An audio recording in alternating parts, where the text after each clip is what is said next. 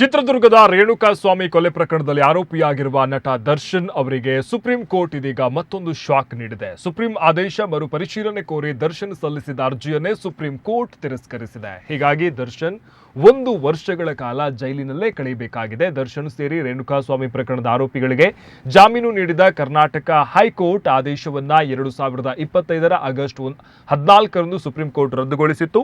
ಹೀಗಾಗಿ ದರ್ಶನ್ ಮತ್ತು ಸಹಚರರ ಮತ್ತೆ ಜೈಲು ಸೇರಿದ್ರು. 1 ವರ್ಷದೊಳಗೆ ವಿಚಾರಣೆ ಮುಗಿಸಬೇಕು, ಅಲ್ಲಿಯವರೆಗೆ ಜಾಮೀನಿಗೆ ಅರ್ಜಿ ಸಲ್ಲಿಸುವಂತಿಲ್ಲ ಅಂತ ಕಳೆದ ಮೇ 15ರಂದು ಸುಪ್ರೀಂ ಕೋರ್ಟ್ ಆದೇಶವನ್ನ ನೀಡಿತ್ತು.